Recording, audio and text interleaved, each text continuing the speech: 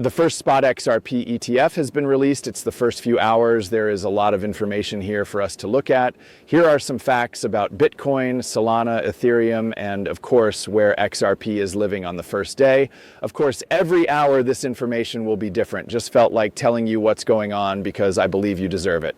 Today is a great day for Ripple and XRP. Thanks for reading this whole thing. Please take a moment to understand that. Let's get right to the facts.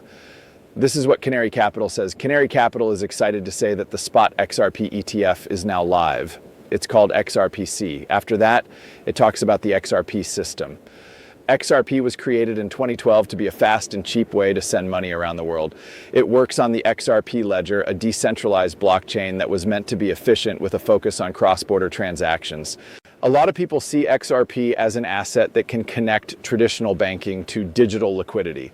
It does talk about being aware of what you're doing, investments and risk change over time, but here is the knowledge. Eric Bahamas says that $26 million worth of XRP was traded in the first 30 minutes.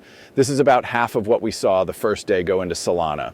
The XRP troops and community showed up in force in the first 30 minutes to say, we are coming for you to Solana, and Ethereum says, wow, I'm going to blow away my $17 million guests. It has a good chance of beating Basol's 57 million, which would make it the biggest day one launch this year. That's why we're coming to that big launch. We're going to take responsibility for that. We are going to have that. We're sorry, Solana community, but we have a better community. That is, I can say that and really believe it, right? When I look around at the people in Solana, I see that the degens are fighting with each other. Some people are saying that Solana is the best asset in the world, but these people can't get along. The XRP community is calm, and that's what I love about it. Okay, this was recorded a few days ago. This is Stephen McClurg, the CEO of Canary Capital, talking about why they put assets like HBAR, Litecoin, Solana, and XRP into ETFs. I want to add a few more things after this. And we thought altcoin ETFs were a good idea about a year or more ago. For that reason, we began to move forward. We began by filing for ETFs that were linked to Litecoin, Hedera, Solana, and XRP. Those first four for different reasons, but here we are now. There are two that have already taken off and two that haven't but should soon. It didn't take long for some of these banks to come out with goods that were already a bit old, right? Not as many people were interested. And in the world of crypto, there is this new technology that is always changing, and people of all ages are investing in it because it's interesting. This is what a lot of people think the future of money will be like. You have steady coins and conversion assets, and you only use them once a day. But really, there are a lot of things going on here. Now, Canary and Tukreem are starting to say, hey, let's maybe get these older products. Let these old products die. Let's not support them as much. Instead, let's move on to these younger products, which are where the future of finance lies. I believe it is a very smart move that will likely make many of these businesses very, very rich. Okay, then there's this Chad Stein grabber. If we hit 5 million ETF shared units, we'll have 130 million on the first day of launch.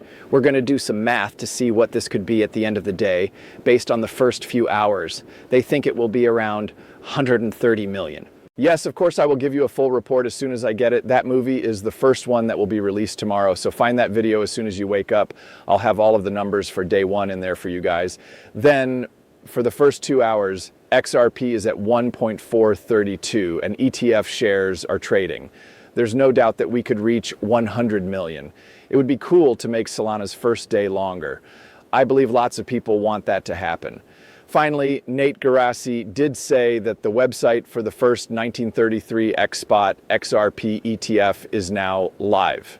After Bitcoin, Ethereum, and Solana, this will be the fourth single crypto asset that is wrapped up in an ETF. That's why I just wanted to get some more information here for you. If you want to know more about the specifics, I don't think it's necessary to read all of this again, since we've already talked about it a lot. But if you want to stop the movie and read what's on the screen, it tells you a bit about the launch and when and how much it will cost. The kind of trading number stuff we've already talked about, but I thought this was extra useful for you in case you wanted to read more on the subject and didn't want to have to look for it. Then these kinds of features are a little easier to see over here. I looked at something like the early days of Bitcoin, Ethereum, and Solana to give you this full report.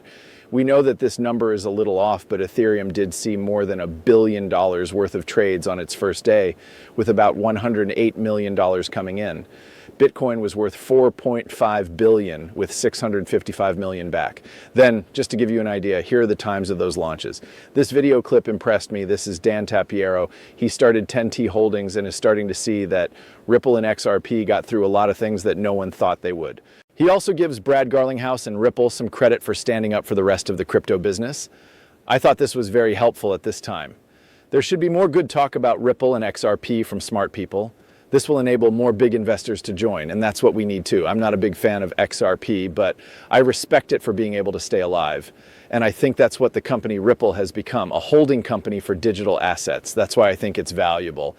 There are also possibly a few people who think the XRP ETF will last since it is now made in the United States. So I think, and you have to give Brad Garlinghouse credit for getting involved with Trump and staying involved, I believe has worked very hard for the room. Of course, you should fight with the past SEC administration.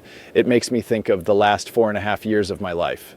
I remember going through this whole thing with you, hearing about the lawsuit and not seeing any growth or progress in the United States around Ripple and XRP. We were pretty worn out after that, right? Brad had to do a lot. It took a lot of work from Chris, the Ripple team, Stuart Alderati, and everyone in the community to get through that, right? The group was there every step of the way with Ripple. That's pretty strong, right? It shows how determined we are. And we really think this product will be used in a big way in the future. And you can't buy that amount of support. You get that much help by trusting them and doing a lot of other things. And I just think it's very powerful. I'm not sure if you agree, but please tell me what you think below. That would be really helpful. There are more ETFs coming out here. You can see that there will be hundreds of items. A lot of institutional money will be able to enter the space, but not all of these guys will make it. I know it's a bit hard to see, but these are the XRP, the companies, and sometimes this is really hard to understand. Okay, let me keep it simple. Canary is on November 13th. Franklin Templeton is from November 14th to 18th. Bitwise is from November 19th to 20th. 21 shares and coin shares are from November 20th to 22nd. And Grayscale and Wisdom Tree are at the end of November. There's a lot of money being managed there, so a lot of value could come in. This is where things could get messy. We'll have to wait and see how things go, but this is where we hope all of these big investors start to pour money into these goods.